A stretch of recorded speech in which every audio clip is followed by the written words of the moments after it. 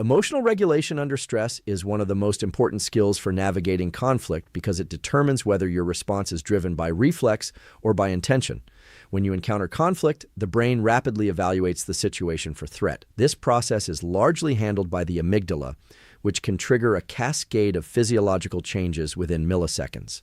Heart rate increases, breathing becomes shallow, and stress hormones like cortisol and adrenaline are released into the bloodstream.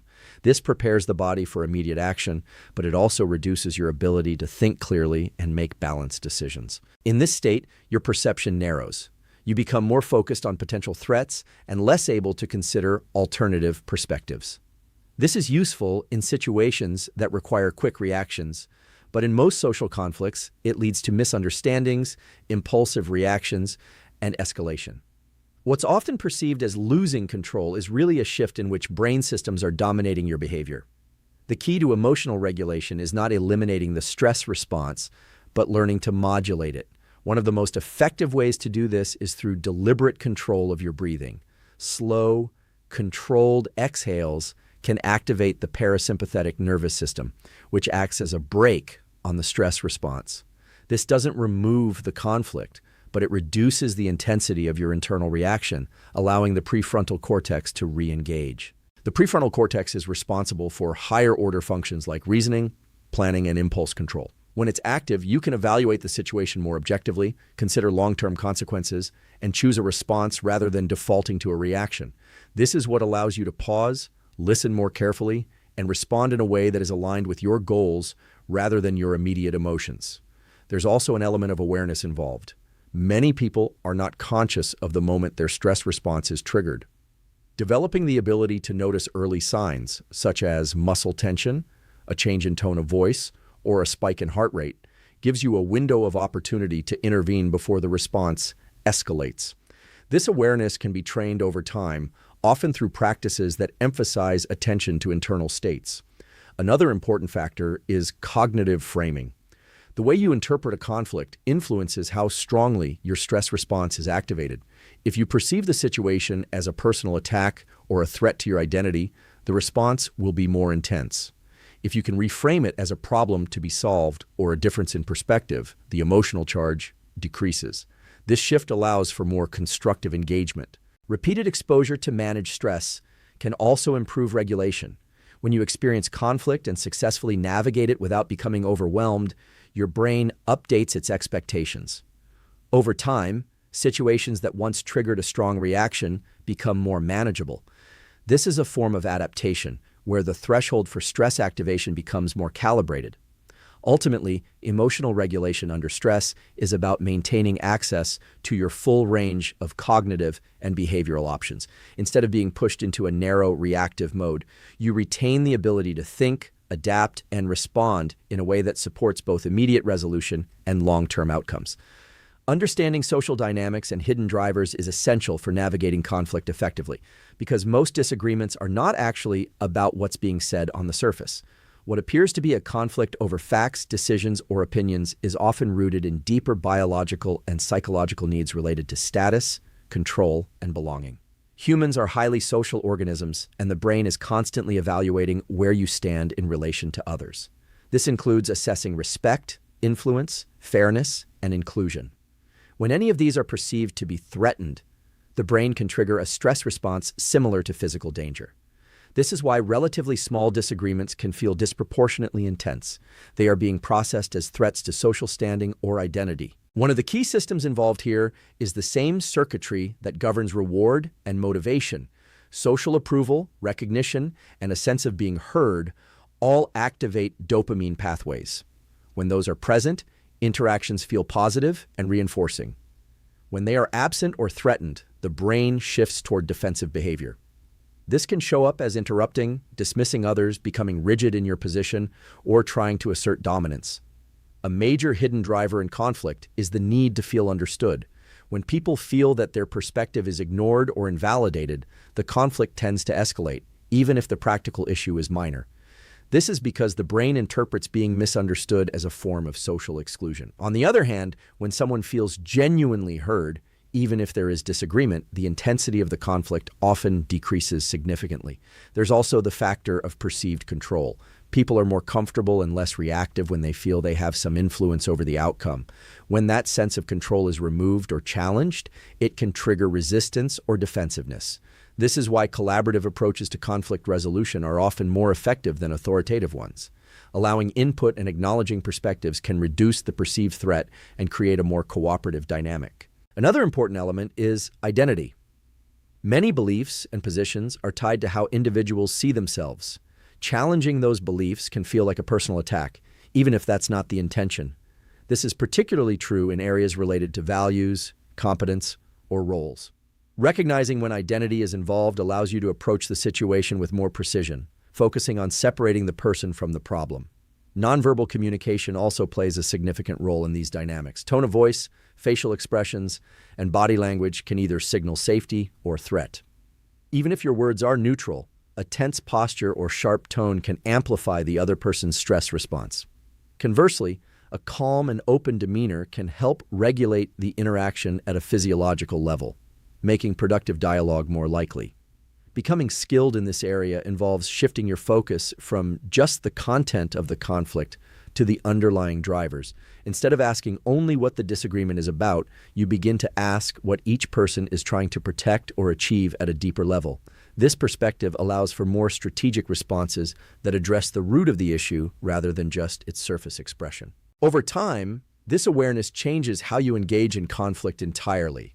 You become less reactive to the immediate exchange and more attentive to the structure of the interaction, which gives you greater influence over how it unfolds and how it resolves. Purpose-driven dopamine alignment is central to maintaining motivation and direction, especially in the face of conflict or uncertainty.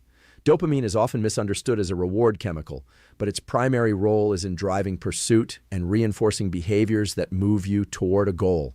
It's released not just when you achieve something, but when you anticipate progress and take action toward something meaningful. When your actions are aligned with a clear sense of purpose, dopamine signaling becomes more consistent and sustainable. Purpose acts as a kind of anchor, giving context to effort. Without that context, the brain struggles to justify sustained exertion, and motivation tends to fluctuate. This is why people often feel energized when working towards something they care about, even if the work itself is difficult. At a biological level, dopamine is closely tied to the concept of progress. The brain tracks whether your actions are bringing you closer to or further from a desired outcome. Small wins, forward movement, and even the perception of improvement can trigger dopamine release. This reinforces the behavior and increases the likelihood that you'll continue. When there's no clear marker of progress, dopamine levels can drop, leading to reduced motivation and disengagement. This is where alignment becomes critical. If your daily actions are disconnected from your larger goals, the dopamine system doesn't activate in a meaningful way. You might still experience short bursts of motivation from external rewards or stimulation, but these are often inconsistent and short-lived. In contrast, when your behavior is clearly linked to something you value, even small efforts feel more significant, and the brain responds accordingly. Conflict plays an interesting role in this system.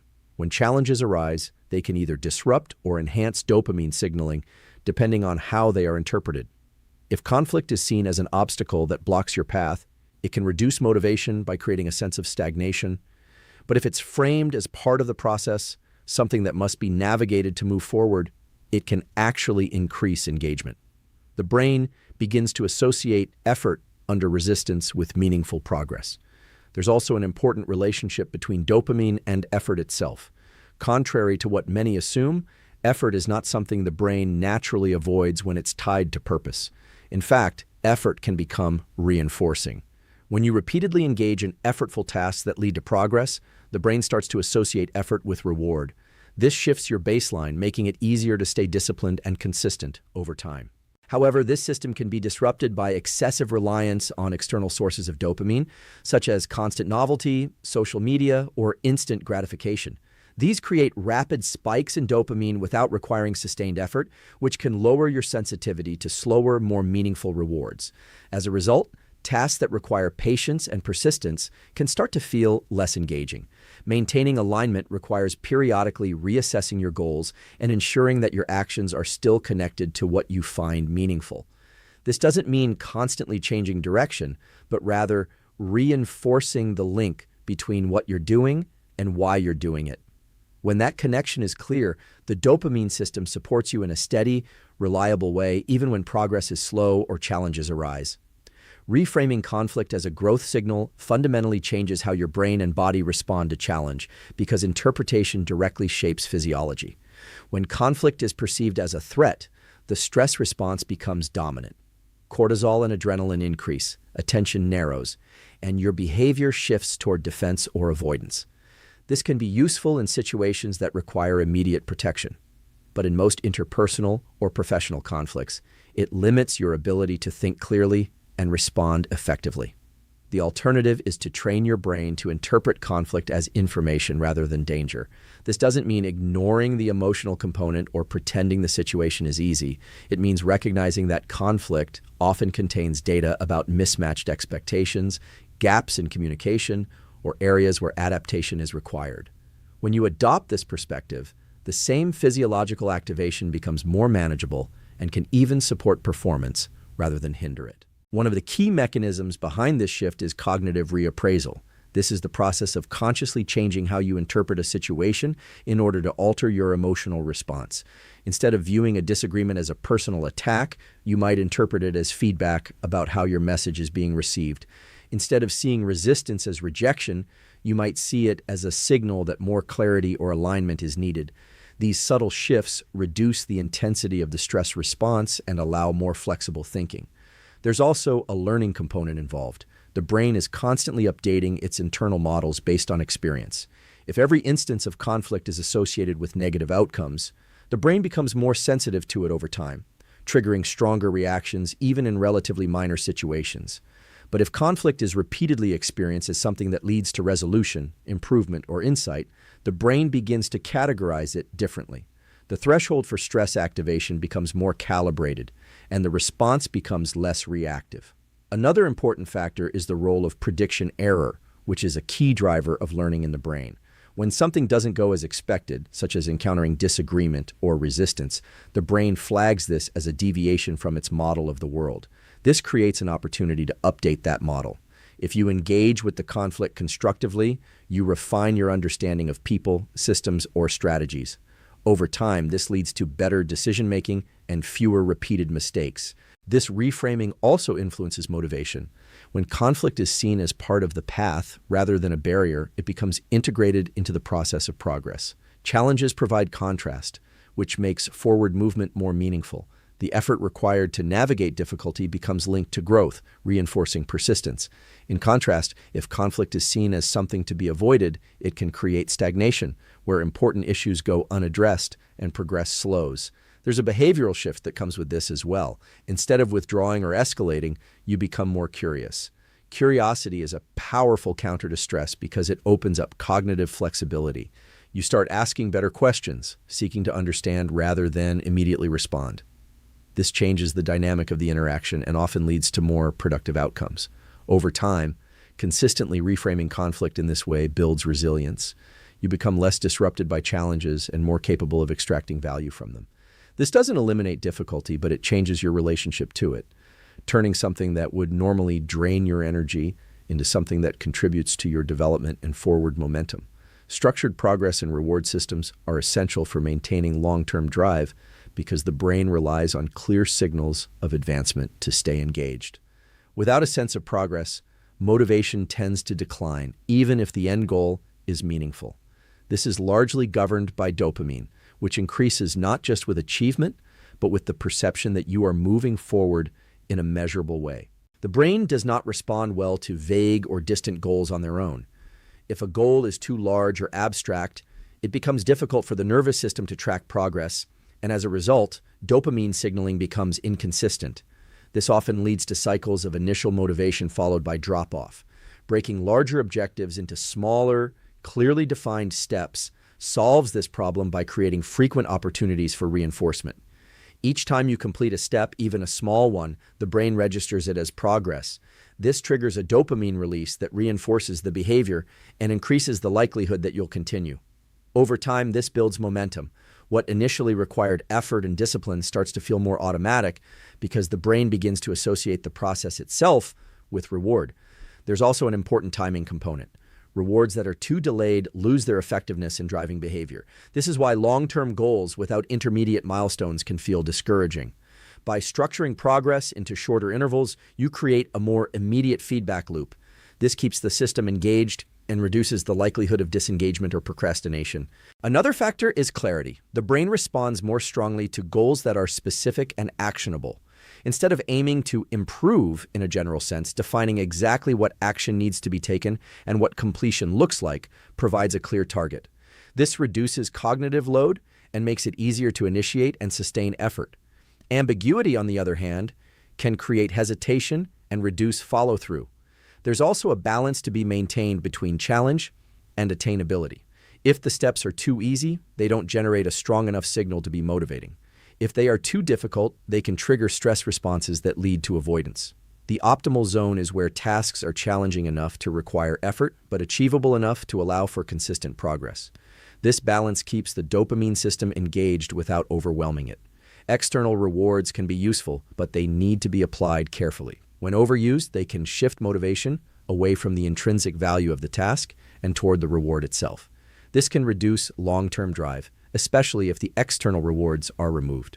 A more effective approach is to use external rewards sparingly and focus on reinforcing the internal satisfaction of progress and completion. Tracking progress also plays a significant role.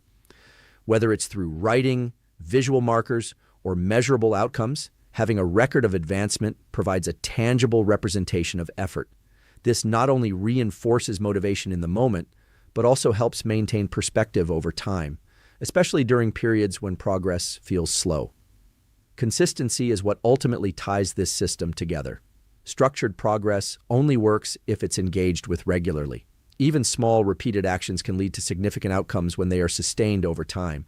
The brain adapts to patterns, and when progress becomes part of a routine, it requires less effort to maintain, allowing drive to persist even when external circumstance recovery and internal narrative are tightly linked systems that determine whether your drive is sustainable or eventually collapses under accumulated stress. Most people focus heavily on effort and discipline, but without proper recovery, the very systems that support motivation and performance begin to degrade. This is not just psychological, it's deeply biological. When you're consistently engaging in effortful tasks, especially in the presence of conflict or challenge, your body maintains elevated levels of stress hormones like cortisol. In the short term, this is useful. It increases alertness, mobilizes energy, and sharpens focus. But when this state is prolonged without adequate recovery, it starts to impair cognitive function, disrupt sleep, and reduce the sensitivity of dopamine pathways that are critical for motivation. Recovery is what allows these systems to reset. Sleep is one of the most powerful tools here. During sleep, the brain clears metabolic waste, consolidates learning, and restores neurotransmitter balance. This directly impacts your ability to regulate emotions, make decisions, and sustain effort the next day. Without sufficient sleep, even minor challenges can feel overwhelming because the brain's capacity to manage stress is reduced. There's also a role for active recovery, low-intensity activities that promote circulation and relaxation without adding additional stress. Things like walking, light movement, or simply stepping away from goal-directed tasks allow the nervous system to shift out of a high-alert state. This transition is important because it engages the parasympathetic nervous system, which counteracts the stress response and promotes restoration. Internal narrative operates alongside this biological recovery. The way you interpret your effort, setbacks, and progress influences how much stress your system experiences. Two people can go through the same situation, but if one interprets it as failure and the other as part of the process, their physiological responses will be very different. Negative internal narratives tend to amplify stress, keeping cortisol levels elevated and reducing motivation over time. On the other hand, a constructive internal narrative helps regulate stress and maintain engagement. This doesn't mean ignoring difficulties or forcing positivity. It means accurately framing experiences in a way that supports continued effort. For example, viewing a setback as feedback or a temporary obstacle keeps the brain oriented toward action rather than withdrawal. There's also an interaction between narrative and dopamine. If your internal dialogue consistently dismisses progress or focuses only on what's lacking, the brain receives fewer reinforcement signals. This can reduce motivation even if you are objectively making progress. Recognizing and acknowledging effort and improvement, even in small amounts, helps maintain a stable sense of forward movement. Another important aspect is knowing when to disengage. Constant engagement without breaks can create a cycle where productivity decreases despite increased effort. Strategic disengagement, stepping back before exhaustion sets in, allows you to return with more clarity and energy. This is particularly important in situations involving ongoing conflict, where emotional fatigue can accumulate quickly. Over time, the combination of proper recovery and a well-regulated internal narrative creates a more resilient baseline. You're able to engage fully when needed, but also step back and reset without guilt or loss of momentum. This balance is what allows drive to be maintained over long periods, rather than fluctuating in cycles of overexertion and BU. Another important aspect is knowing when to disengage. Constant engagement without breaks can create a cycle where productivity decreases despite increased effort. Strategic disengagement, stepping back before exhaustion sets in, allows you to return with more clarity and energy. This is particularly important in situations involving ongoing conflict, where emotional fatigue can accumulate quickly. Over time, the combination of proper recovery and a well-regulated internal narrative creates a more resilient baseline. You're able to engage fully when needed, but also step back and reset without guilt or loss of momentum. This balance is what allows drive to be maintained over long periods rather than fluctuating in cycles of overexertion and burnout. What this ultimately means is that sustained motivation is not just about pushing harder, but about knowing when to restore and how to interpret your experience in a way that keeps your biology working with you rather than against you.